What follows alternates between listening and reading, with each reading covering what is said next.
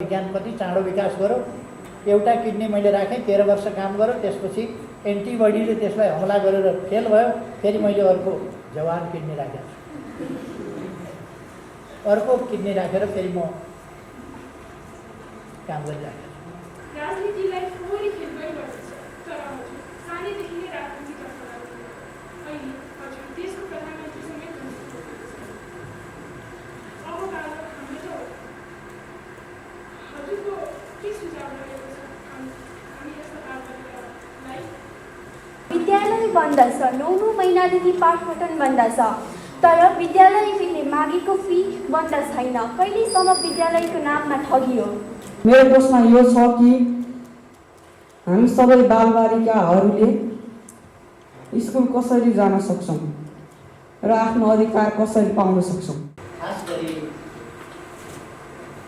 हाम्रो मन कस्तो छ, मन कति स्वच्छ छ, सफा छ, मन कति राम्रा कामहरूका निम्ति, राम्रा उद्देश्यहरूका निम्ति समर्पित छ, मन कति पारदर्शी छ,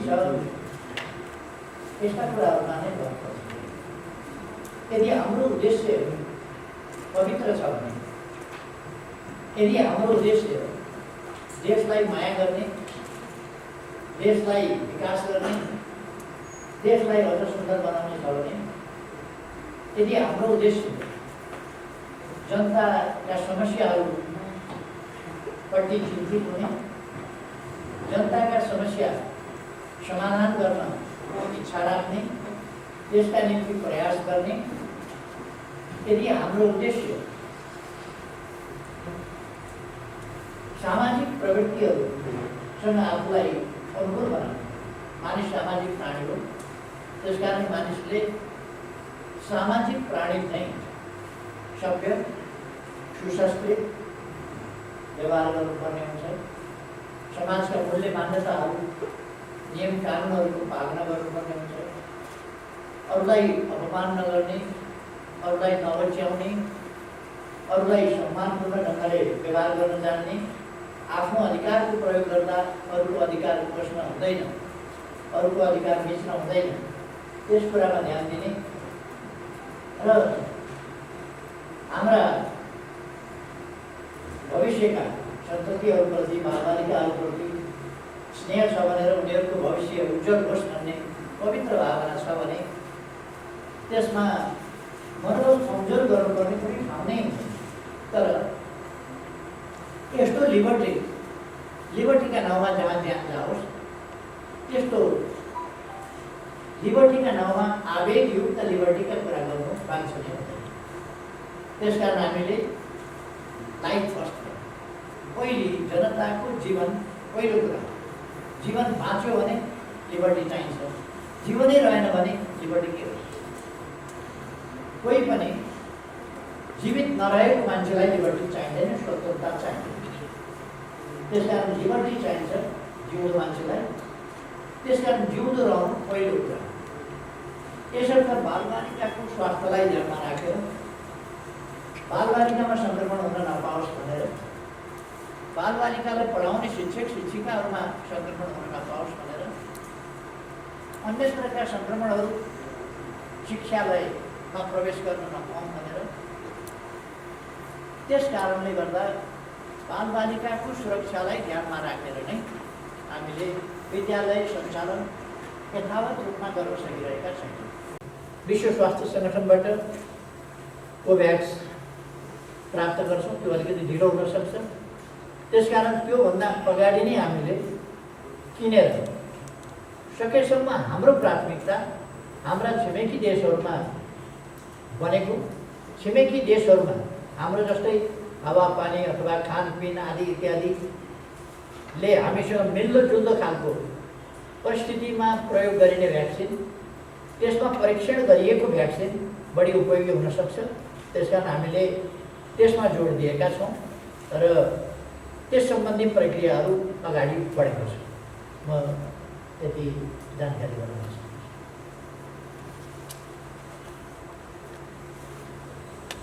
सम्माननीय प्रधानमन्त्री, देशमा एसिड आक्रमण विरुद्ध कानुन आयो, राम्रो कुरा हो। अब यसले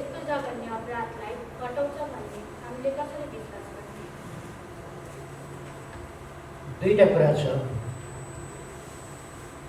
पहिलो कुरा त अपराध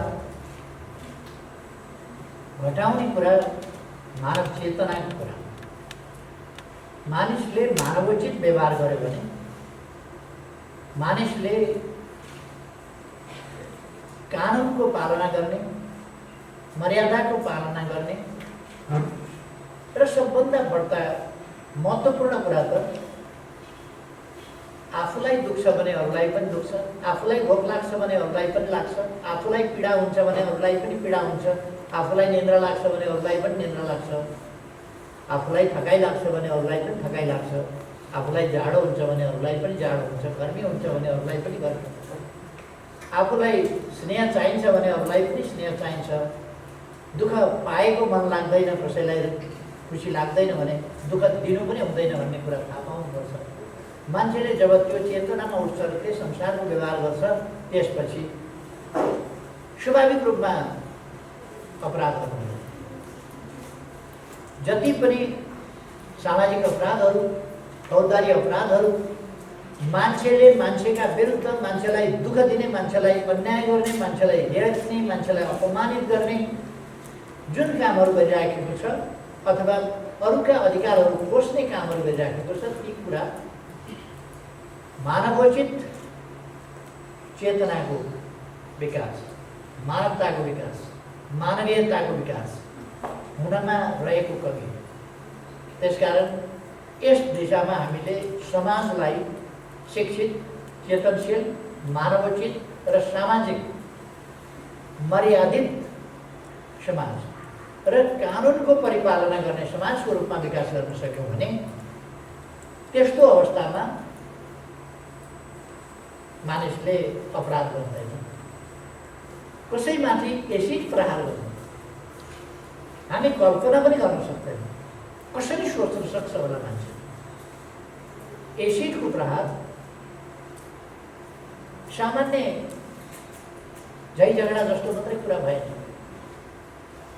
भत बोल्ने, छाला मासु र हड्डी समेत जलाउने, शरीरमा एसिड खन्याएपछि पग्लिएर शरीर जर्ने र त्यो अत्यन्तै पीडादायक हुने, त्यो पीडा सही नसक्नु हुने, त्यस्तो अमानवीय र अनुहार शरीर कुरूप हुने, निको नहुने वा औषधि लगातार गर्नुपर्ने, उस्तै दुरुस्त पहिलेको जस्तो फेरि हुँदै नहुने, यस्तो खालको प्रतिशोधी, यस्तो खालको अमानवीय जघन्य अपराध गर्ने मनोवृत्ति, त्यो चिन्तन मान्छेमा कसरी आउँछ होला? आश्चर्य लाग्दो कुरा। तर पनि हुने गरेको छ। चेतनाको कमीले, मानवीयताको कमीले, विभिन्न खालका गलत प्रवृत्तिहरूले प्रश्रय पाउने कुराले, असभ्यताले, अशिष्टताले, मर्यादाहीनताले, गैर जिम्मेवारीपनले यस्ता कुराहरू हुने गरेको छ। त्यसर्थ यसलाई हामी चेतना अभिवृद्धि गरेर जनतामा जागरण ल्याएर र बालबालिकाको अवस्थादेखि नै मानवीय भावना, सामाजिक भावना, कर्तव्यबोध, जिम्मेवारपन प्रवृत्तिहरू हाम्रो सिकाइमा, हाम्रो शिक्षामा पनि सामेल गरेर हाम्रो आचरण, हाम्रो व्यवहार, हाम्रो बोलीचाली कस्तो हुनुपर्छ, हाम्रो एकअर्काप्रतिको दृष्टिकोण कस्तो हुनुपर्छ, यस्ता कुराहरूलाई ठिक ढङ्गले बुझाएर यसलाई निर्मूल गर्न सकिन्छ। जबसम्म त्यो स्थिति आउँदैन, जबसम्म अपराधहरू हुन्छन्, अपराधलाई नियन्त्रण गर्नका लागि हामीले दण्ड दिनुपर्ने हुन्छ, कडा कानुन बनाउनु पर्ने हुन्छ। कडा कानुन निर्माण गरेर, दण्डित गरेर पीडितलाई न्याय दिने भनेको वास्तवमा पीडितले न्याय पाउनै सक्दैन। उसको अनुहार जस्तो थियो त्यस्तो हुनै सक्दैन। उसले जुन पीडा पायो त्यो पीडा त फिर्ता हुन सक्दैन। उसलाई जुन क्षति भयो त्यो क्षति त पूर्ति हुन सक्दैन। त्यसकारण उसलाई न्याय दिने भनेको प्रकारान्तरले दोषीलाई दण्ड दिएर एउटा चित्त बुझाउने कुरा हो। अपराधीलाई अपराधको सजाय दिएर चित्त बुझाउने कुरा र अपराधीलाई दण्ड दिएर अरूले अपराध नगरून्, उसले पनि अपराध गर्ने अवसर नपाओस्, र त्यस्तो हिम्मत पनि आँट पनि फेरिदेखि नगरोस्। अर्को त्यस अपराधमा दण्ड दिए बापत अरूले देखेर यस्तो गर्नु नहुने रहेनछ, यस्तो गर्दाखेरि अपराध गर्दा दण्ड पाइने रहेछ भन्ने कुरा पनि होस् भनेर दण्ड दिइन्छ। दण्ड दिनुको अर्थ त्यो हो। तसर्थ एसिड सम्बन्धी कानुन कडा बनाउन आवश्यक किन भयो भने पीडा हुन्छ भन्ने जानी जानी, दुःख पाउँछ मान्छेले भन्ने जानी जानी, मृत्यु हुन सक्छ भन्ने जानी जानी, स्वरूप बिग्रिन्छ भन्ने जानी जानिकन जघन्य अपराध गर्ने र जिन्दगी बर्बाद गर्न खोज्ने यो प्रवृत्ति अरू कुनै पनि आपराधिक प्रवृत्तिभन्दा बढी चल्छ। त्यसकारण हामीले यसमा अरूभन्दा बढी कडा सजायको व्यवस्था गरेका छौँ। हालसालै भर्खरै हामीले कडा सजायको व्यवस्था गरेका छौँ। यो कडा सजायको व्यवस्थाले अपराध कर्मीहरूलाई अलिक सावधान गराउँछ, तर त्यतिले मात्रै फेरि पुग्दैन। त्यसकारण प्रश्नकर्ताले जुन प्रश्न उठाएको कि यो कानुन बनाउँदैमा उन्मूलनै हुन्छ, नियन्त्रणै हुन्छ भनेर सोच्न सकिन्छ कि सकिँदैन भन्ने कुरामा कानुन बनाउँदैमा, कडा कानुन हुँदैमा पनि अपराध सम्पूर्ण रूपमा नियन्त्रण हुन्छ भन्न सकिँदैन। मानवीय भावनाको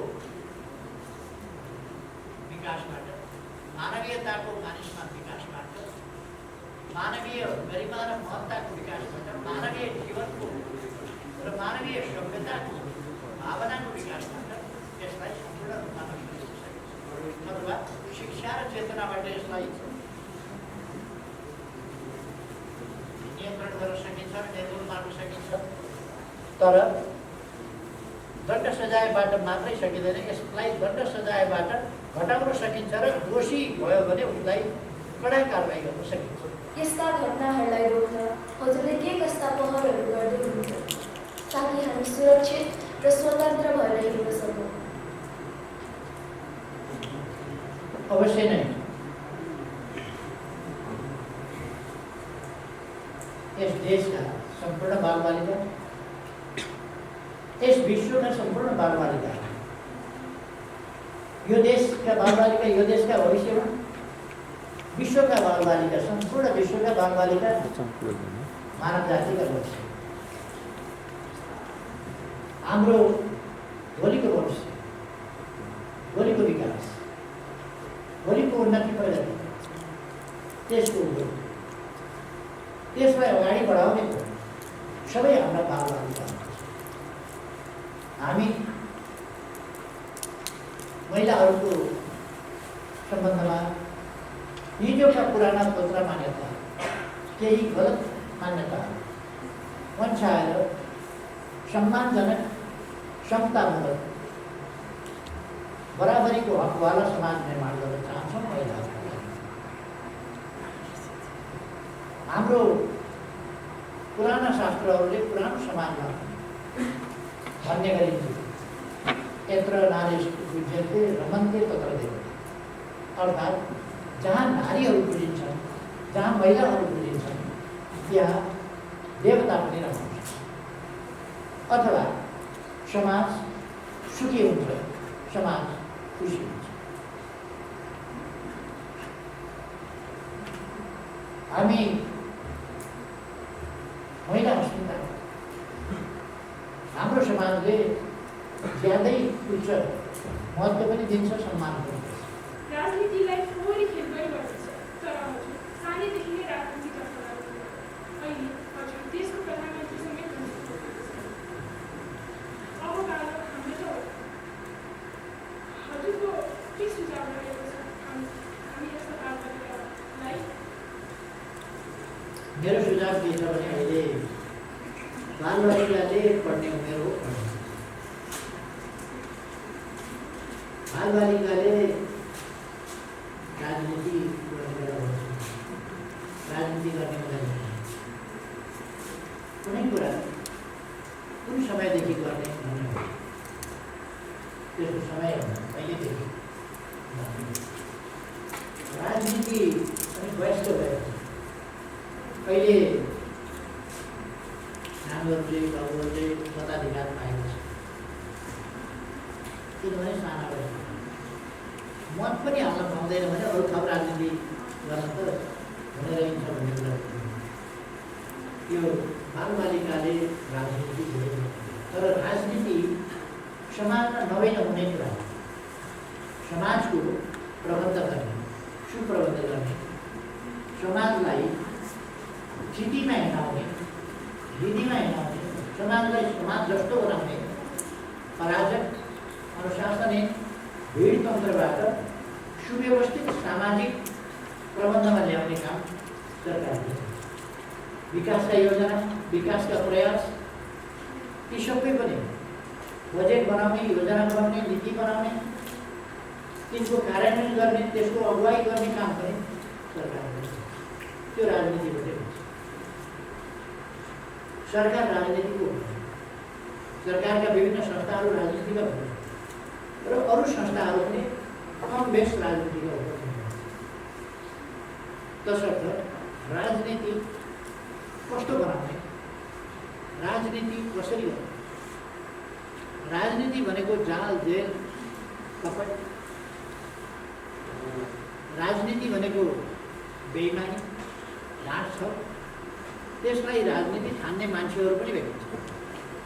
तर हामीले राजनीतिलाई देश र जनताको सेवा गर्ने एउटा पवित्र माध्यमको रूपमा लिन्छौँ।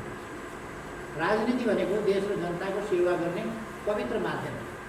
प्यारा सन्तति भने पनि हुन्छ, मेरा भविष्यका ताराहरू भने हुन्छ, कर्णधारहरू भने हुन्छ। मैले सबभन्दा बढी मन पराउने चिज बालबालिका, केटाकेटीहरू, बालबालिकाहरू, ससाना बालबालिकाहरू, तिनीहरूमा म देशको भविष्य देख्छु। तिनीहरूमा म यस धरतीको भविष्य देख्छु। यदि मानव जाति हुँदैनथ्यो भने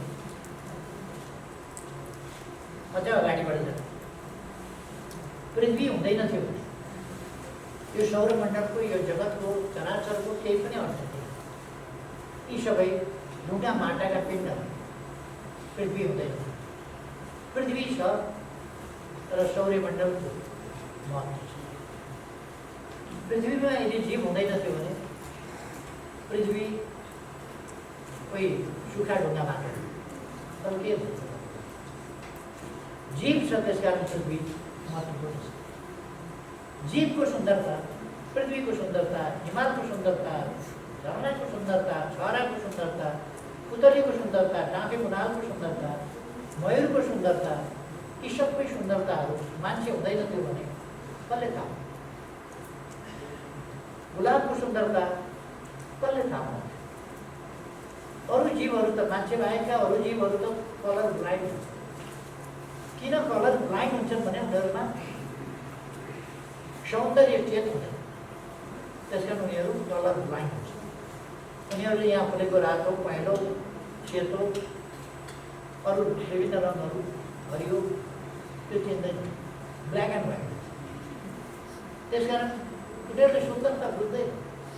मानव जाति यस्तो हो जसले उसको आँखामा सुन्दरता छ, उसको चेतनामा सुन्दरता छ, उसको मस्तिष्क श्रेष्ठ छ। मानव जातिको मस्तिष्कमा असाधारण पोटेन्सियल छ, असाधारण पोटेन्सियल, जसले प्रकृतिभित्र रहेको असाधारण पोटेन्सियललाई बुझेर, चिनेर विज्ञान र प्रविधिको यसरी उन्नति गरेको छ। मानिसको मस्तिष्कमा असाधारण स्मरण शक्ति छ, मेमोरी पावर। मानिसलाई श्रेष्ठ बनाएको मेमोरी पावरले हो। मेमोरी पावर सङ्ग्रहित हुँदै गएपछि र त्यो जेनेटिक मेमोरी पावरको रूपमा डेभलप हुँदै गएपछि अनेक मान्छे इनोभेटिभ हुने लेभलमा, मान्छे इनोभेटिभ हुने लेभलमा पुग्यो र इनोभेसनले साइन्स एन्ड टेक्नोलोजीको डेभलपमेन्ट ठुलो मात्रामा गर्न सक्यौँ। र आज हामी मोडर्न वर्ल्ड चलाएको छ, विज्ञान प्रविधि जसले मानिसको जीवनलाई सहज सरल बनाएको छ। यो सबै मानव मस्तिष्क। तर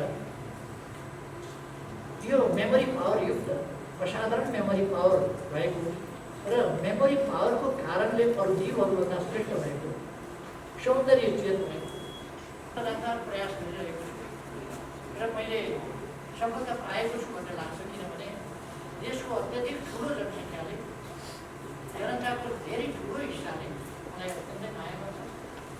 त्यसकारण म यस मामलामा जनतालाई भ्रमबाट मुक्त पार्न सफल रहेको छु। जो विरोधका लागि विरोध गर्छ तिनीहरूप्रति मलाई दया लाग्छ। कठै भन्दा तिनीहरूको सत्यसँग फेरि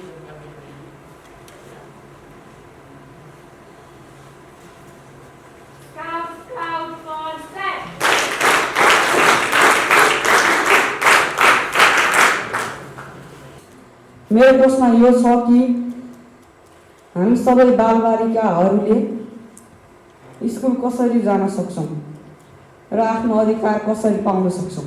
यसको माया हटाउँछ र हाम्रा साना हातहरूले देश उठाउँछ।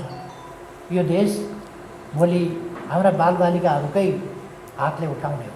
त्यसका निम्ति नै हाम्रो अहिले सरकारको प्रयास त्यसमा सबभन्दा बढी केन्द्रित त्यसैमा छ। जसरी व्यवसायको लागि व्यवसायकै च्यानल बनाइएको छ, न्युजको लागि न्युजकै च्यानल बनाएको छ, त्यसै गरी हामी विद्यार्थीहरूलाई, हामी बालबालिकाहरूलाई पनि शिक्षाको लागि एउटा छुट्टै च्यानल बनाइयोस् भन्न चाहन्छु, जसले गर्दाखेरि हाम्रो शिक्षामा निकै सहज पुग्ने र हाम्रो शिक्षामा संशोधन हुन्छ। यति भन्दै अन्त्यतः सम्माननीय प्रधानमन्त्रीज्यू, हजुरले मेरो प्रस्तावलाई स्वीकार गर्नुहुन्छ भन्ने आशाका साथ आफ्नो मन्तव्यलाई यहीँ टुङ्ग्याउन चाहन्छु। हस्त धन्यवाद।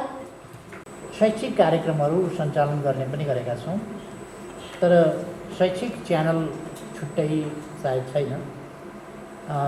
तर शैक्षिक कार्यक्रमहरू, शिक्षा सम्बन्धमा थुप्रै कार्यक्रमहरू सञ्चालन गर्ने गरेका छौँ।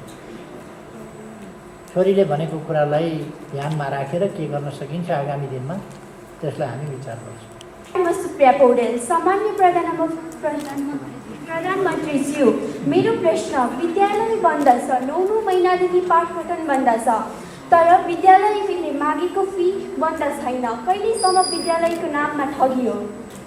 विद्यालयका सञ्चालकहरूले सुनेको हुनुपर्छ, किनभने यो कार्यक्रम लाइभ प्रसारण भइरहेको छ।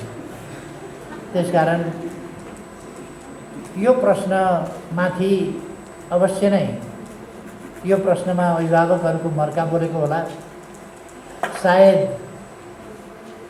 विद्यालयहरूका पनि समस्याहरू त होलान्, तर पनि विद्यालय नखुल्ने, पढाइ नहुने, तैपनि शिक्षकहरू स्थायी भएको हुनाले शिक्षकको जीविकाको लागि तनखा दिइरहनु पर्ने, विद्यालयका गाडी छन् तिनलाई कहिले कहिले बिग्रिन नदिनका लागि चलाइरहनु पर्ने, त्यहाँ ड्राइभर छ ड्राइभरलाई व्यवस्था गर्नुपर्ने, विद्यालयहरूमा गार्डन होला या खेल्ने ठाउँहरू होलान् तिनलाई पुछपाछ सरसफाइ गरिरहनु पर्ने, पढाइ मात्रै सबै कुरा हुँदैन, बेन्चहरू पुछेरै राख्नुपर्ने हुन्छ, डेस्कहरू पुछेर राख्नुपर्ने हुन्छ र अरू बोर्डहरू सफा राख्नुपर्ने हुन्छ। ती कुराहरूका लागि पनि खर्चको समस्या होला। त्यसकारण विद्यालयहरूले केही रकम लिएका होलान् भन्ने मलाई लाग्छ। 2021 को सन्दर्भमा हाम्रा सम्पूर्ण बालबालिकाहरूको सुस्वास्थ्यका लागि,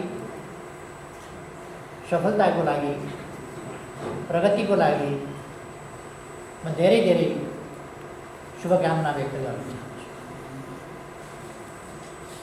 त्यसै गरेर अरू सबै साथीहरूमा पनि, यहाँ उपस्थित भएका मात्रै होइन, यहाँ उपस्थित नभएका पनि नेपालका सम्पूर्ण बालबालिकाहरू र विश्वभरिकै बालबालिकाहरूमा नयाँ वर्षको शुभकामना भन्न चाहन्छु। यो कार्यक्रमको यस रूपमा हामी सायद तेस्रो पल्ट आयोजना गरिरहेका छौँ। यसभन्दा अघि गएका 2 वर्षहरूमा हामीले जनवरी 1 अथवा नयाँ वर्ष प्रवेशको दिनमा बालबालिकासँग प्रधानमन्त्रीको एउटा दिवसको रूपमा पनि बालबालिका दिवसको रूपमा पनि, यद्यपि बालबालिका दिवस अरू नै दिन पर्छ, बाल दिवस बेग्लै दिन पर्छ, तर पनि यस दिनलाई हामीले नयाँ वर्षको सन्दर्भमा नयाँ ढङ्गले, नयाँ उत्साहले नयाँ वर्षमा प्रवेश गर्ने हामीले नारा पनि दिएका छौँ। त्यसमा छैन नयाँ वर्ष नयाँ पाइला। हाम्रा पूर्वजले नचाखेको कुनै बिरुवा छैन, बोट छैन, रुख छैन। कुन औषधि हुन्छ, कसको स्वाद कस्तो छ, कसको औषधि के हुनसक्छ, त्यो धेरै प्रयोग गरेका थिए। कतिको ज्ञान गयो हुन, तर उनीहरूले त्यसलाई थाहा। मान्छे बिमारी कसरी हुन्छ, के कारणले, कफ, पित्त, वातका कारणले मान्छे बिरामी हुन्छ जस्ता कुराहरू पत्ता लगाए। हरेक चिजमा के गुण हुन्छ, रस, गुण, स्वाद, पान, यस्ता कुराहरू हाम्रा पुर्खाहरूले पत्ता लगाए। सर्जरी आज पत्ता लाग्दैछ, भर्खर अलिकति विकास गर्दैछ, खुसीको कुरा।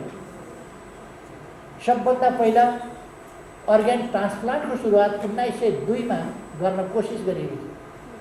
दोस्रो अभ्यास 1911 गर्न खोजिएको थियो। अलिकति सफल हुन खोजेको भनेको अभ्यास सुगरको किडनी मान्छेमा लगेर राखिएको थियो।